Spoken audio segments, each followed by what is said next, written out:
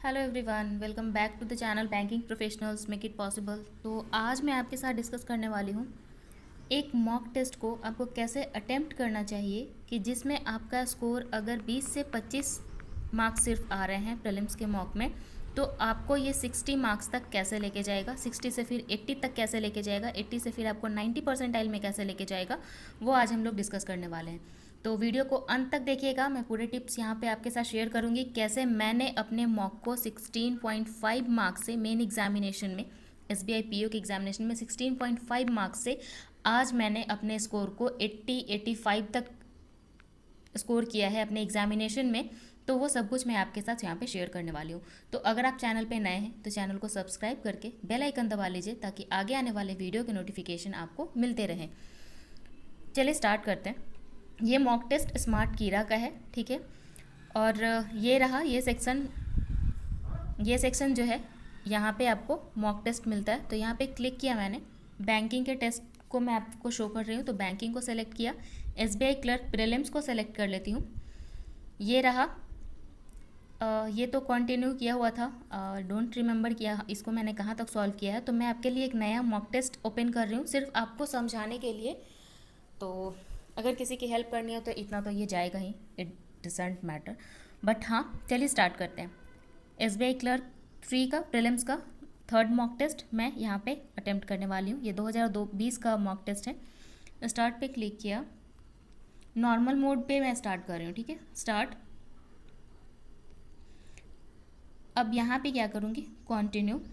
अब देखिए यहाँ पे सबसे पहले कि आपको चुनने आना चाहिए कि कौन सा सवाल मुझे करना है। तो यहाँ पे मैंने देख लिया, मैं आपको बोलती हूँ कि आपको क्या करना चाहिए, स्किप का मेथड यूज़ करना चाहिए। क्या करना चाहिए, स्किप और स्किप। तो स्किप से क्या होगा कि आपको समझ में आ जाएगा कि कौन सा क्वेश्चन आपको करना चाहिए। तो मुझे ये लगता है कि ये ग्रामर वाला एरर है, ग्रामेटिकल एरर है। तो सबसे पहले इंस्ट्रक्शन को पढ़ लीजिएगा।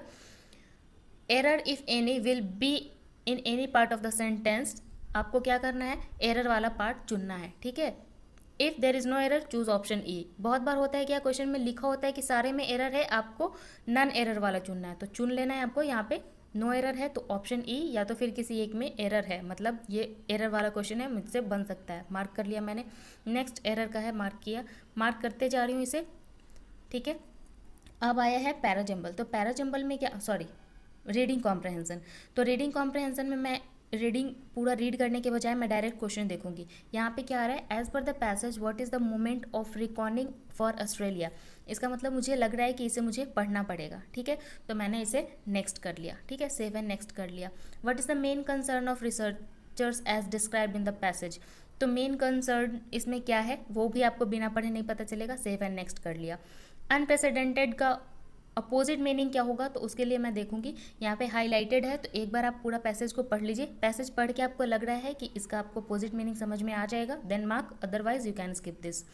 पैसिफाई का सिमिलर मीनिंग आपको ढूंढना है। इन द सेम वे क्या करेंगे हम लोग, पहले रीड कर लेंगे, ठीक है। पूरा सेंटेंस को रीड कर लिया। रीड करने के बाद अगर आपको एग्जैक्ट मीनिंग पता है तब तो रीड करने की भी जरूरत नहीं पड़ेगी। लेकिन अगर आपको वर्ड मीनिंग नहीं पता है, आपका वर्ड पावर इतना स्ट्रांग नहीं है, then what you will do, just read the line, few lines, and you will get the answer, estimated answer, not perfect answer, but you will find that what should be the answer, ठीक है।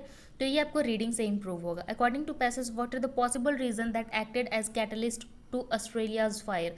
Australia fire का possible reason क्या हो सकता है, ये भी बिना पढ़े हमें नहीं पता चलेगा। सेव एंड नेक्स्ट, मतलब जो भी आपको लग रहा है कि बिना पढ़े नहीं पता चलेगा, आपको सेव एंड नेक्स्ट करते जाना है, ठीक है। यहाँ पे क्या करना है आपको, इंस्ट्रक्शन पढ़िए। Which of the phrases, phrase जो है should replace the word printed in the bold. मतलब यहाँ पे जो बोल्ड फ्रेज दिया हुआ है इसमें कौन सा, ये वाला कौन सा इसको रिप्लेस कर सकता है। तो एक बार रीड करके देखते हैं। I jump through hope to finish this project in time but was not rewarded adequately. मतलब लग रहा है कि इसको पढ़ के किया जा सकता है, मार्क कर लिया। अगर बहुत बार होता है क्या कि ये फ्रेज रिप्लेसमेंट में आप पढ़िएगा तो पढ़ने से आपको सेंटेंस समझ में आता है कि ये सेंटेंस जो है ग्रामेटिकली सही है या नहीं है, तो वो आपका फ्रेजल रिप्लेसमेंट भी आपको रीडिंग से इंप्रूव हो जाता है। तो मैंने मार्क कर लिया। नेक्स्ट आते हैं, ये है पैराजम्बल का रीअरेंजमेंट ऑफ सेंटेंस हो गया है। अब पैराजम्बल भी कुछ ऐसा ही सिमिलर है। Rearrange following 6 sentences ABCDE in the proper sequence to form a meaningful paragraph and then answer the question. यहाँ पे क्या कर रहा है कि थर्ड सेंटेंस कौन सा होगा, ठीक है। तो पहले आप एक बार पढ़िए, ठीक है। पैराजंबल या फिर सेंटेंस रीअरेंजमेंट का जो रूल है, आई होप कि आपको पता होगा। नहीं भी पता है तो आपकी रीडिंग हैबिट है तो आपको समझ में आ जाता है कि कौन सा सेंटेंस कहाँ पे कनेक्ट होगा। The impact of social network, the effect of social networking while on negative side, ये तो स्टार्टिंग का नहीं होगा। मतलब अगर ये 6 सेंटेंस है तो शुरुआत तो वाइल ऑन निगेटिव साइड से नहीं होगा, ठीक है। क्योंकि अगर कुछ बात हो रही है, किसी चीज़ की बात हो रही है तो उसका निगेटिव साइड बताया जा रहा है, तो किस चीज़ की बात हो रही है, ठीक है। ऑन द पॉजिटिव साइड, ये भी नहीं स्टार्टिंग होगा क्योंकि ये पॉजिटिव साइड और निगेटिव साइड बताया जा रहा है, तो किस चीज़ का बताया जा रहा है ये हमें नहीं पता, तो शुरुआत तो यहाँ से नहीं होगी। Children are growing up surrounded by mobile devices and interactive social media site, children grow up हो रहे हैं, ठीक है, देखा जाएगा।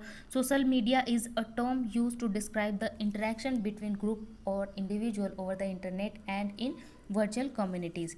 मतलब हो सकता है कि ये आपका स्टार्टिंग हो, ठीक है, क्योंकि ये सोशल मीडिया के बारे में बताया जा रहा है और ये डिस्क्राइब कर रहा है ग्रुप और इंडिविजुअल इंटरनेट पे कैसे कनेक्टेड हैं उसके बारे में। फिर यहाँ चिल्ड्रन जो है वो भी ग्रो अप हो रहे हैं, सराउंडिंग उनका कैसा है, मोबाइल और डिवाइसेस, इंटरनेट और सोशल मीडिया से घिरे हैं, तो ये हो सकता है शुरुआती। तो ये आपको पता कैसे चलेगा, अगर आप न्यूज़पेपर रेगुलरली पढ़ रहे हैं या फिर कोई भी बुक पढ़ रहे हैं जहाँ पे कनेक्शन आपको समझ में आ रहा है कि कौन सा सेंटेंस पहले आता है, कौन सा सेंटेंस बाद में आता है। स्टोरी बुक भी पढ़ रहे हैं तो आपको समझ में आ जाएगा कि स्टोरी बनता कैसे है, पहले क्या आप बोलना चाह रहे हैं, बाद में उसका कैसे उस स्टोरी के बीच में क्या हो रहा है, स्टोरी के लास्ट में क्या हो रहा है, ये सब कुछ आपको सिर्फ और सिर्फ रीडिंग से समझ में आ जाता है। इट डजेंट मैटर आप न्यूज़पेपर ही पढ़ रहे होंगे तभी आएगा, आप कोई भी इंग्लिश आर्टिकल पढ़ रहे हैं तो आपको समझ में आ जाएगा, ठीक है। तो ये क्या है, अब ये अगर आपको लग रहा है इतना पढ़ने से, मैंने इस पर अच्छा खासा 30 से 40 सेकेंड लगाया, तो अगर ये 30-40 सेकेंड में आपको पता चल जाता है कि बनेगा देन मार्क कीजिए, नहीं लगता है कि बनेगा तो सेव एंड नेक्स्ट करके आगे बढ़ जाइए, ठीक है। ये सेव एंड नेक्स्ट करके मैं यहाँ तक आ गई। अब यहाँ पे क्या होता है, यहाँ पे ये वाला जो वर्ड मिलता है इसमें क्या होता है कि इसमें कोई एक वर्ड है या तो गलत है, इसका स्पेलिंग गलत है, या तो वर्ड जो है वो इस सेंटेंस में प्रॉपर फिट नहीं हो रहा है। मैं अपने एक्सपीरियंस से बता रही हूँ, डायरेक्शन अब पढ़ते हैं, ठीक है। मेरा एक्सपीरियंस यहाँ पे मैंने मॉक दिए हुए हैं बहुत सारे, इसलिए मुझे पता है कि इस टाइप का आता है क्वेश्चन, बट स्टिल मैं भी एक बार डायरेक्शन एग्जामिनेशन में जरूर पढ़ती हूँ। The following question consist of sentences, 4 of the word of the sentence are mark in bold which may or may not be correctly spelled. यहाँ पे हो सकता है कि इसका स्पेलिंग गलत हो या फिर ये कंटेक्चुअली हो सकता है मे नॉट बी करेक्ट। तो हो सकता है the form which is biased in France is ready to finance small Indian business which produce environment friendly product। Ready है, फाइनेंस है और प्रोड्यूस है। तो यहाँ पे अगर आपको लग रहा है कि कोई गलत है तो वो वाला आंसर क्लिक कर दीजिए, लग रहा है कि सारे के सारे सही हैं तो करेक्ट मार्क कर दीजिए। तो इसको हम लोग सेव एंड नेक्स्ट कर लेते हैं। इस तरीके से पढ़ पढ़ के आप क्या कर लीजिए, चेकआउट कर लीजिए कि despite intense pressure from his superiors he refused to disclose the findings of the report। disclose का स्पेलिंग यहाँ पे गलत है, ठीक है, तो ये आपका आंसर हो गया, ठीक है। इस तरीके से करके आपको आगे 26, 27, 28, 29, 30 यहाँ तक आपको मिलना चाहिए। जस्ट अ मिनट, ठीक है। 26 हम लोगों ने किया था, 25 किया था, ठीक है, 26 ये भी ऐसा ही है। कॉर्पोरेट्स हैव बेनिफिटेड ट्रेमेंडसली, ये चेक करके आप बढ़ सकते हैं आगे। आगे आया है the decision to extend the deadline. यहाँ पे क्या करना है, आपको फिल करना है इनमें से वर्ड्स, कोई एक वर्ड है जो कि यहाँ पे फिट बैठेगा। तो ये भी आपका रीडिंग से ही इम्प्रूव होगा, क्योंकि मैंने पहले भी वीडियो बनाया है उसमें आपको बताया है कि you can improve your English only by reading the articles in English. If you are not aware of the all rules of English grammar, then you can improve your English by just reading the articles in English only। आप कोई भी article पढ़िए, story book पढ़िए, newspaper पढ़िए, जो भी पढ़ना पढ़िए, इंग्लिश बस पढ़िए, आप इम्प्रूव कर सकते हैं, ग्रामर आए ना आए। इन द सेम वे हमें ग्रामर, हिंदी ग्रामर का बहुत सारा रूल हमें नहीं पता है। इनफैक्ट हिंदी ग्रामर के रूल बहुत लोगों को नहीं पता है, लेकिन बोलना तो आता है ना। इन द सेम वे आप इंग्लिश को भी सिर्फ और सिर्फ पढ़ के इम्प्रूव कर सकते हैं, ठीक है। तो ये 28, 29 और 30 इतने क्वेश्चन आपको यहाँ पे मिल गए। अब आप यहाँ पे क्या कीजिएगा, देखिए कि आपने कितने क्वेश्चन मार्क किए हैं। इतने क्वेश्चन मार्क किए हैं यहाँ पे, फिर यहाँ पे मार्क किया है, फिर यहाँ पे मार्क किया है। अब आपको पता है कि कौन सा क्वेश्चन जो मार्क किया है मैंने वो पहले मेरे से बन जाएगा। तो पैराजंबल अगर आपका पहले से बन जाएगा तो वहाँ पर आप सेलेक्ट कर लीजिए। अगर आपका फ्रेज रिप्लेसमेंट वाला बहुत जल्दी आसानी से बनेगा तो पहले फ्रेज रिप्लेसमेंट कर, तो इस तरीके से आप कौन सा क्वेश्चन आपसे पहले होगा वो आप चेक करके अपना आंसर मार्क कर लीजिए। अब क्या करते हैं, अब उसके अकॉर्डिंग अब आगे बढ़ते हैं। ठीक है, अब नेक्स्ट सेक्शन पे मैं मूव कर रही हूँ। इस सेक्शन को मैं यहाँ पे सबमिट कर रही हूँ। ठीक है, अब नेक्स्ट सेक्शन ओपन हुआ मेरे पास क्वांट्स का। तो क्वांट्स में सबसे पहले मेरे सामने अभी डीआई आया। ठीक है, तो डीआई को मैंने एक बार देख लिया कि आखिर इसमें है क्या। ठीक है, given bars shows number of student girls और बॉयज़। गर्ल्स बॉयज़ दिख रहे हैं, मतलब ये लग रहा है कि बहुत ईजी है क्वेश्चन ये वाला, क्योंकि मैंने आपको पहले भी कहा है कि अगर आपको डीआई मिल रहा है तो डीआई में अगर 5 सवाल हैं तो पाँचों के पाँचों बनेंगे या नहीं श्योर नहीं है, तो एटलीस्ट 3 सवाल एक डीआई का हर किसी से बन जाता है। तो यहाँ पे हम लोग चेक करते हैं, find the ratio of total boys in year 2004 and 6 and girls. मतलब ये बहुत जल्दी हम लोग को पता चल जाएगा कि 2004 में और 6 में बॉयज़ कितने हैं। तो 4 में बॉयज़ हैं 400 और 6 में है 450, मतलब 850 हो गया ये। टोटल गर्ल्स 4 और 5 में 3 2 550, तो 85 और 55 का ये रेशियो हो गया। 85 और 55 का रेशियो का मतलब है कि 5 से कटेगा तो 17 और 11, मतलब ये वाला ऑप्शन यहाँ पे हो जाएगा। मैंने सेव एंड नेक्स्ट कर दिया। इस तरीके से आप देख लीजिए, बहुत इजी डीआई है। तो आप इसको मतलब ये क्वेश्चन आपको देख के कम से कम 15 सेकेंड में ये क्वेश्चन जो है आपका, एक क्वेश्चन सिर्फ और सिर्फ 31-32 करके ये आपका सॉल्व हो जाएगा। तो 15 सेकेंड लगा के 75 सेकेंड, मतलब 1 से 1.5 मिनट में आपका 5 सवाल वहाँ पे बन गया। अब यहाँ पे देखा मैंने कि अर्थमेटिक का क्वेश्चन आए हैं। ठीक है, तो अर्थमेटिक लग रहा है आपको कि बहुत टाइम लेगा, सेव एंड नेक्स्ट कर दिया। ठीक है, लेकिन अर्थमेटिक में भी ध्यान दीजिएगा कि आपको लगता है कि ये वाला क्वेश्चन मैं वापस आके बना सकता हूँ तो मार्क कर लीजिएगा। ठीक है, कंपाउंड इंटरेस्ट का है, ये भी ईजी लग रहा है, तो यहाँ पर क्या कर लिया मैंने, मार्क कर लिया। ठीक है, बूट एंड स्ट्रीम ये भी बनने वाला है, मार्क कर लिया। अब टुगेदर यहाँ पे लग रहा है कि पीस ऑफ वर्क है, टाइम एंड वर्क का। ठीक है, तो थोड़ा सा लग रहा है कि कॉम्प्लिकेटेड हो सकता है, तो मैंने सेव एंड नेक्स्ट कर दिया। फिर मैंने एज वाला देखा, लगता है कि हाँ एज तो बन जाता है, तो सेव कर लिया। मेरे से मेंसुरेशन नहीं बनता है, तो मैं क्या करती हूँ, छोड़ के आगे बढ़ जाती हूँ, सेव एंड नेक्स्ट। ठीक है, तो इस तरीके से करके आपको पहले पूरा का पूरा क्वेश्चन आपको देख लेना है। ठीक है, पूरा क्वेश्चन मैं यहाँ पे देख लेती हूँ। सिंपल इंटरेस्ट का क्वेश्चन है, मैंने मार्क कर लिया। रोइंग का है और ये फ्रैक्शन में इसका आंसर दे रहा है, तो थोड़ा कॉम्प्लिकेशन हो सकता है। मेरे अकॉर्डिंग मैं कैसे करती हूँ वो आपको बता रही हूँ, तो मैंने उसे सेव एंड नेक्स्ट कर लिया। एवरेज निकालने वाला है, हो सकता है मेरे से 15 सेकंड के बजाय 30 सेकंड लगे, तो मैंने मार्क कर लिया।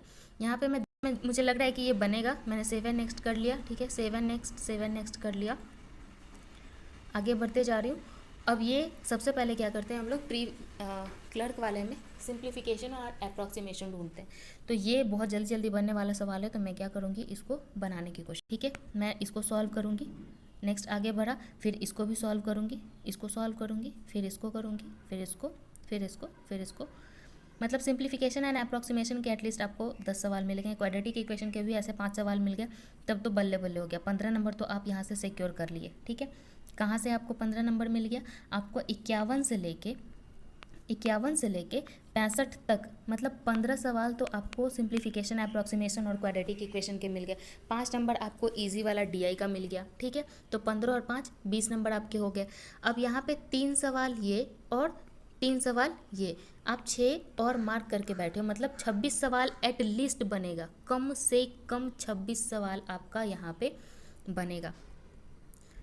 कम से कम 26 सवाल आपके क्वांट्स में बन गए। तो जिनके 20 और 25 पूरे मॉक में आ रहे हैं, 26 सवाल तो सिर्फ आप क्वांट से बना रहे हो, तो 26 यहाँ से बना रहे हो, सिर्फ कम से कम 26 बोला है मैंने। ठीक है, उसके बाद भी आपसे कुछ क्वेश्चन यहाँ पे बनेंगे ही, जैसे 46 पे आई, तो ये 5 आपके नंबर सीरीज़ के सवाल थे। तो नंबर सीरीज़ 5, सिंप्लीफिकेशन अप्रॉक्सीमेशन 10 और 5 क्वाड्रेटिक इक्वेशन, कितना हो गया, 5 10 15 20 और 5 नंबर हो गया आपका डीआई।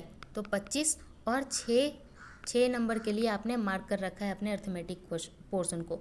तो 25 5 30 और 1 31 सवाल हो गए आपके टोटल क्वांट्स में टोटल 31 सवाल आप सॉल्व कर सकते हैं। ठीक है, अब बढ़ते हैं नेक्स्ट सेक्शन की ओर। ठीक है, मैंने ये भी सेक्शन को सबमिट किया।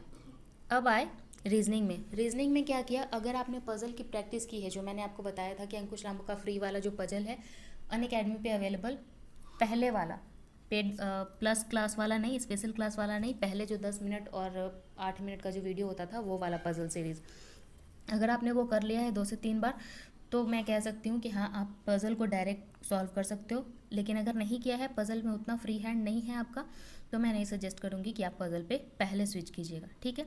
जो कर सकते हैं वो पहले, जिन्होंने किया है प्रैक्टिस बहुत अच्छी, वो पहले पज़ल भी कर सकते हैं।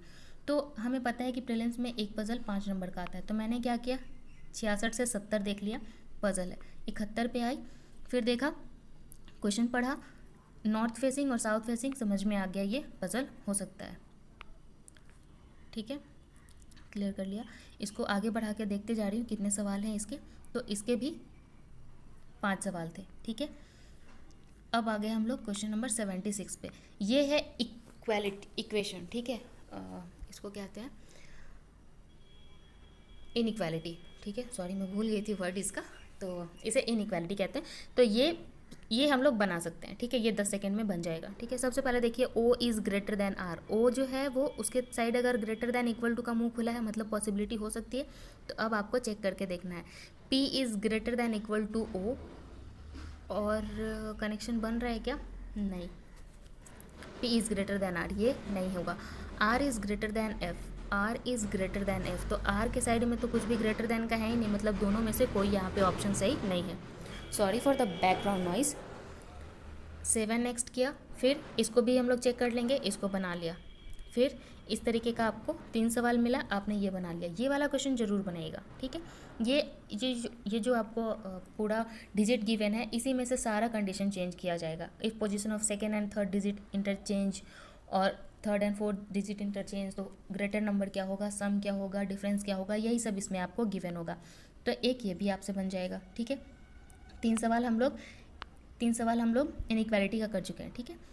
अब आगे इसका 5 सवाल मिलेगा, 4 5 6 7 8 सवाल आपके बन गए। अब यहाँ पे देखिए, नया टाइप का क्वेश्चन ढूंढिएगा कि अगर मिलेगा तो ज़रूर बनाएंगे। यहाँ पे देखिए, यहाँ पे क्या हुआ, ये आपको एक फॉर्मेट गिवन है, ठीक है।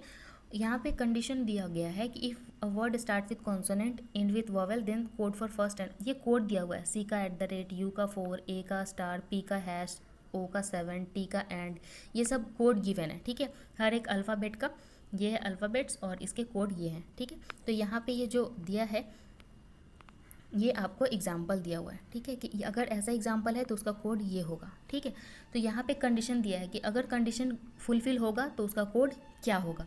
जैसे देखिए यहाँ पे मैं आपको बता रही हूँ, अटेम्प्ट नहीं कर रही हूँ, बता रही हूँ कि एक बार अगर आप इसको पढ़ने में 30 से 35 सेकंड लगाते हैं तो अगला 5 नंबर इससे जो क्वेश्चन बन रहा है वो आपका होगा। जैसे देखिए यहाँ पे क्या है, if word start with consonant end with vowel, consonant और वॉवेल का कॉम्बिनेशन है, नहीं, ये वाला नहीं लगेगा। There are more than 2 vowels, 2 vowel से ज़्यादा है, हाँ, ई ए आई, 3 वॉवेल है इसमें। Then first vowel will be coded as per the code of a, first vowel e का कोड चाहे जो भी हो, ई का कोड अगर यहाँ पे 5 है लेकिन फिर भी ए के कोड से उसको बनाया जाएगा, तो देखिए यहाँ पे स्टार है, ठीक है। एल का कोड यहाँ पे, चलिए आगे देख लेते हैं इसका condition. Second vowel as per the code of E, second vowel कौन सा है, ए है, तो ए का कोड क्या हो जाएगा यहाँ पे 5, क्यों, क्योंकि सेकेंड वोवेल का कोड क्या होगा, ई का कोड, तो ई का कोड तो 5 है, तो यहाँ पे 5 देखिए आपको मिलेगा, ठीक है। नेक्स्ट क्या है, third as per the code of I, third तो आई का कोड होगा ही, आई है ही तो आई का ही कोड होगा यहाँ पे, तो आई का कोड यहाँ पे 2 है, ठीक है। तो यहाँ पे देखिए 2 आपको मिल रहा है। आगे बढ़ते हैं, if a word start with consonant and also and with consonant, start भी कॉन्सोनेंट से हुआ है एल से और एंड भी कॉन्सोनेंट से हुआ है सी से, then interchange the code of first and last consonant. तो सी का कोड देखिए, सी का कोड क्या है, @ तो देखिए यहाँ पे @ से स्टार्ट हुआ है, और एल का कोड क्या है, एक्सक्लेमेशन, तो देखिए एल का कोड एक्सक्लेमेशन यहाँ पे आपको गिवन है, ठीक है। तो ये इंटरचेंज हो गया एक दूसरे से, मतलब आपको समझ में आ गया कि ये क्या हो रहा है, कंडीशन पढ़ना है आपको और आपको उसमें देखते जाना है। ये फॉलो कैसे होता है, कंडीशन 1 पहले देख लीजिए, हो रहा है फॉलो तो उसको फॉलो कीजिए, फिर सेकंड, फिर थर्ड, सारे कंडीशन को आपको एक ही वर्ड में चेकआउट करना होता है। तो इस तरीके से करके आपके 5 सवाल ऐसे बनेंगे, तो वो भी आपसे बन जाएगा, ठीक है। यहाँ पे एक डिजिट है, if all the composite digit of the number आपको गिवन है increase by 1 and then prime digit will be maximum time, तो इसमें फॉर्म नंबर, उसमें मैक्सिमम टाइम कौन सा नंबर रिपीट होगा, तो ये भी आपसे बनेगा। आगे बढ़ते हैं, तो जितने भी अदर दैन पजल हैं वो सब क्वेश्चन आप पढ़ लीजिए और उसको आप बनाने की कोशिश कीजिए। फैमिली मेम्बर्स का है तो ब्लड रिलेशन आपका अच्छा है तो आप डेफिनेटली बनाइए इसको, इसमें भी आपको 3 से 5 नंबर मिल जाते हैं। यहाँ 3 ही क्वेश्चन का ब्लड रिलेशन का क्वेश्चन था, सेट था। यहाँ पे 6 मैगजीन है और सबका थिकनेस अलग अलग है। तो ये हो सकता है, ये मैगजीन है तो थिकनेस का है, हो सकता है कुछ फ्रेंड्स हों तो उनकी हाइट, हो सकता है कुछ फ्रेंड्स हों उनकी एज, हो सकता है कुछ लोग क्रिकेटर हों तो उनके स्कोर। इस तरीके से करके आपको ग्रेटर दैन और स्मॉलर दैन इस तरीके का आपका क्वेश्चन बन सकता है। तो ये भी 3 सवाल या 5 सवाल आपको मिलता है, इसमें भी 3 सवाल मिला था। फिर डायरेक्शन सेंस के क्वेश्चन को देखेंगे तो डायरेक्शन सेंस ईजी है, आप बना सकते हैं। आपको सिर्फ और सिर्फ याद क्या करना होता है, ऊपर नॉर्थ, नीचे साउथ, आपके राइट साइड में ईस्ट और लेफ्ट साइड में वेस्ट होता है। इसके बीच में जो भी जितना भी आएगा, ठीक है, ये 90 डिग्री से लेके इस 90 डिग्री तक में आपका जितना भी डायरेक्शन बनेगा वो सब नॉर्थ ईस्ट बनेगा। यहाँ पे जितना भी बनेगा इतने दूर में ये नॉर्थ वेस्ट बनेगा, ये साउथ ईस्ट बनेगा और ये साउथ वेस्ट बनेगा, ठीक है। तो इतना अगर आपको पता है तो आपको डायरेक्शन सेंस में कोई प्रॉब्लम नहीं होने वाला है। इसके 3 सवाल 5 सवाल आपको समझ में आ जाएंगे। ये find the odd one out, odd one out आपको कैसे पता चलेगा, मैंने आपको बताया हुआ है। ए का अपोजिट जेड, बी का वाई, सी का एक्स, डी का डब्ल्यू, इसका ट्रिक मैंने आपको बताया हुआ है, चैनल पे आप जाके देख सकते हैं। और ए का पोजीशन सीधा में क्या है 1 और उल्टा में 26, जेड का 26 और 1, बी का 2, वाई का 25, उल्टा में बी का 25 और वाई का 2, हमेशा सम होता है 27। तो ये ट्रिक मैंने आपको बताया हुआ है, तो ये भी आपको समझ में आ जाएगा अगर आपको वो रूल पता है, ठीक है। तो यहाँ पे आप चेक कर सकते हैं कि कौन सा ऑप्शन आपका सही होगा। कहाँ से हम लोगों ने बनाया, हमने क्या किया 10%, यहाँ पे क्या किया हमने, ये पज़ल था, ये पज़ल था, हमने छोड़ दिया। 76 पे आए, इनइक्वालिटी बन जाएगा। इनइक्वालिटी से लेके उसके आगे जितने भी क्वेश्चन मिले वो सब हमसे बनने वाले सवाल मिले, ठीक है। आपसे ब्लड रिलेशन में अगर आपका डाउट है कि कैसे इजीली करते हैं ब्लड रिलेशन को, तो अगर आपके कमेंट्स आते हैं, अच्छे खासे कमेंट आते हैं, कम से कम 15-20 लोग अगर ये कहेंगे कि हाँ ब्लड रिलेशन को इजी वे में कैसे करें, अपने फैमिली मेम्बर से कनेक्ट करके कैसे आप ब्लड रिलेशन को सॉल्व कर सकते हैं विदिन 2 मिनट्स, 2 मिनट के अंदर आपसे अच्छे ब्लड रिलेशन के क्वेश्चन आपसे कैसे बनेंगे, तो अगर आपके कमेंट आते हैं 20-25 तभी मैं उस पर वीडियो बनाऊँगी। ब्लड रिलेशन के 3 सवाल आपने छोड़ दिए, बाकी सारे क्वेश्चन आपने यहाँ पे बना लिए, ठीक है। तो टोटल 35 सवाल में यहाँ पे देखिए 5 सवाल ये पज़ल का, 5 सवाल ये पज़ल का, 10 सवाल आपसे छूट गया। 35 सवाल में 25 सवाल यहाँ पे अभी और है। 25 सवाल में आपने 3 सवाल ब्लड रिलेशन के छोड़े, ठीक है, तब भी आपके पास 22 सवाल है। आपने क्वांट्स में कितना किया था, मैंने आपको क्वांट्स में कितना बताया था, मैंने क्वांट्स में आपको 31 सवाल बताए थे, ठीक है, कि आपसे 31 सवाल यहाँ पे बन रहे हैं। रीजनिंग में आपसे 22 सवाल बन रहे हैं, ठीक है। और इंग्लिश में आपसे आरसी और पैरा जंबल को छोड़ के आपसे 5 सवाल, 7 और 5, 12 सवाल छोड़ के 8, 20, 10, 30, 18 सवाल यहाँ पे बने। टोटल आप जोड़ लीजिए 18, 2, 20, 20, 40, 30, 70, 1, 71, 71 नंबर का क्वेश्चन सॉल्व कैसे करना है आपको, ये मैंने आपको बता दिया। तो ये जो रूल मैंने आपको बताया था इसे मैं सबमिट कर देती हूँ, ठीक है। अभी सबमिट नहीं करती हूँ, आपको पज़ल एक बार बता देती हूँ कि पज़ल किस टाइप का है।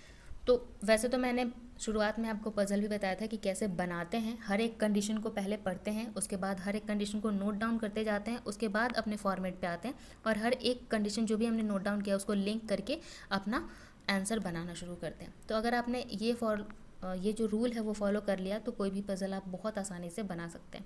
यहाँ पे क्या है, 7 स्टूडेंट हैं जो कि स्कूल में जा रहे हैं, सातों का नाम गिवन है, LKG UKG इन क्लासेस में पढ़ते हैं वो, ठीक है। All this student get selected in 3 different competition of team of the school. अलग अलग कॉम्पिटिशन में ये लोग सेलेक्ट हुए हैं, ठीक है।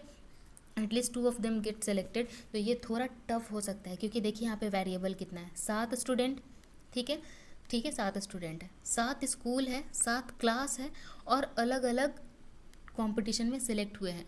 3 वेरिएबल है ये और at least 2 of them get selected. यहाँ पे कंडीशन बहुत बड़ा बनेगा। तो जब तक आप एक्सपर्ट नहीं हैं रीजनिंग में तब तक ऐसे क्वेश्चन को सॉल्व करने को, सबसे पहले ऐसे क्वेश्चन को टाइम देने के लिए मैं हमेशा से ना कहती हूँ, ठीक है। आपको ऐसे क्वेश्चन को पहले अटेम्प्ट नहीं करना है। A big no to this type of question if you are not expert in reasoning puzzle section, ठीक है। एक्सपर्ट भी होते हैं तो वो तो सीधे इसको स्किप करके आगे बढ़ते हैं क्योंकि उनको पता है कि ये कितना टाइम टेकिंग क्वेश्चन हो सकता है। यहाँ पे देखिए 10 पर्सन्स, 10 लोग हैं, सीटेड इन 2 रो, 2 रो में बैठे हैं, ठीक है। तो 5 एक रो में होगा और 5 दूसरे रो में होगा। फर्स्ट रो फेसिंग नॉर्थ, तो यहाँ पे मैं मान लेती हूँ ये फर्स्ट रो है और ये नॉर्थ देख रहे हैं, सेकेंड रो है और ये साउथ देख रहे हैं, ठीक है। Second facing south direction. Padma faces रचित नेबर, तो ये कंडीशन आप नोट डाउन करते जाइए, उसके अकॉर्डिंग यहाँ पे अरेंजमेंट करते जाइए, ठीक है। तो ये इजी है in comparison to previous one, ठीक है। इसके कंपैरिजन में ये वाला क्वेश्चन इजी है, ठीक है। तो अगर आपका टाइम बचता है तो आप इस क्वेश्चन को सॉल्व कर सकते हैं। अगर ये नहीं भी कर पाए तो मैं आपको बता रही हूँ कि आपका जो अभी 20 से 25 नंबर आ रहा है उसको 71 नंबर तक स्कोर करने का तरीका मैंने आपको बता दिया। तरीका सिर्फ और सिर्फ इतना है। क्या तरीका है? स्किप, स्किप और स्किप। स्किप से आपको पता चल गया कि कौन सा क्वेश्चन है जो आपसे कम समय में अच्छे से बन सकता है, जिसमें आप श्योर हैं कि ये क्वेश्चन में अगर मैंने 10 सेकेंड के जगह 12 सेकेंड भी लगाया, 20 सेकेंड भी लगा दिया, तो ये क्वेश्चन का सॉल्यूशन तो बनना ही बनना है मेरे से। उस क्वेश्चन को कभी मत छोड़िएगा, ठीक है। ये एग्जामिनेशन क्लियर करना बहुत बड़ी बात नहीं है। ये 100 सवाल आपको आते हैं, हर एक सवाल आप बना सकते हो, लेकिन आपको 60 मिनट में इन सवालों को बनाना है। गेम सिर्फ और सिर्फ यही है। आप लिख के ले लो कि इन सारे सवालों को मैं कहूँ कि अगर आपको यही 100 सवाल अगले 3 घंटे में बनाने हैं, आप बना लोगे, पूरा सवाल आप बना लोगे। लेकिन 1 घंटे में बना के ही, जो 1 घंटे में बना लेगा विनर वही होगा, ठीक है। तो आपको सिर्फ यही चेक करना है कि आपको क्या नहीं करना है, क्योंकि टॉपर को हमेशा पता होता है, जो भी क्वालिफाई करते हैं एग्ज़ाम, उनको जो लोग सोचते हैं ना कि मुझे ये चीज़ क्लियर करना है, वो सिर्फ ये देखते हैं कि मुझे क्लियर करना है और कौन सा क्वेश्चन करना है, ठीक है। या तो आप ये समझ लीजिए कि आपको कौन सा क्वेश्चन करना है, या तो ये समझ लीजिए कि कौन सा क्वेश्चन जो है वो नहीं करना है। अगर ये आपको समझ में आ गया तो आपका एग्ज़ाम क्लियर होने से कोई नहीं रोक सकता है, ठीक है। तो मैंने इसे कर दिया सबमिट। सिर्फ 4 ही सवाल किए, आपको समझाने में 1 मॉक गया। हाँ, बहुत सुकून मिला। बहुत दिन के बाद परसेंटाइल और मार्क्स बहुत गंदे आए हैं, बट इतने गंदे मार्क्स मेरे आए हैं सिर्फ और सिर्फ आपको समझाने के लिए, आपके स्कोर को, आपके परसेंटाइल को, आपकी एक्यूरेसी को बढ़ाने के लिए। तो उम्मीद करती हूँ कि ये छोटा सा सेक्रीफाइस, बिल्कुल छोटा सा 0.5 का होता है ना पेन का नोक, बस उतना छोटा सा सेक्रीफाइस सिर्फ और सिर्फ आपके लिए, ताकि आपका स्कोर जो है 20-25 से 71 से 80 के बीच पहुंच सके, ठीक है। तो उम्मीद करती हूँ ये सेशन हेल्पफुल रहा होगा, आपको समझ में आया होगा कि आपको आपका मॉक कैसे अटेम्प्ट करना है, कौन सा इजी सेक्शन है जो कि आपसे जल्दी बनेगा, उस पर आपको कैसे कमांड करना है, कैसे स्पीड बढ़ानी है आपको, कि वो जो टॉपिक है, वो जो सेक्शन है, वो आपसे कभी नहीं छूटे। और कम से कम 71 नंबर, कम से कम 71 नंबर आपका स्कोर यहाँ से हो गया। तो उम्मीद करती हूँ कि इस 71 नंबर को आप 91-99 तक भी लेके जाएंगे, इतना उम्मीद करती हूँ आपसे। तो प्रैक्टिस जारी रखिए, मॉक को अच्छे से अटेम्प्ट कीजिए। मॉक को अटेम्प्ट करने का तरीका बहुत मायने रखता है, क्योंकि नॉलेज आपको है, इतना मुझे पता है कि आपको नॉलेज है, बस तरीका पता होना चाहिए कि परफॉर्मेंस कैसे देना है मॉक टेस्ट में। All the very best. Examination के लिए कोई डाउट रह गया है तो बेझिझक आप डेफिनेटली कमेंट बॉक्स में पूछ सकते हैं। कोई सजेशन हो वीडियो को सुधार करने में तो वो भी आप लिख सकते हैं। कोई और डाउट रह गया है examination related, topic related, मॉक्स related, content related, कुछ भी, तो आप डेफिनेटली कमेंट बॉक्स में पूछिएगा। मिलेंगे अगले वीडियो में। Thank you, have a nice day. अच्छा लगा हो सेशन तो लाइक कीजिएगा, दोस्तों के साथ शेयर ज़रूर कीजिएगा, क्योंकि बहुत अच्छा लगता है जब कोई नया जुड़ता है आपकी फैमिली में। मिलेंगे अगले सेशन में। Thank you.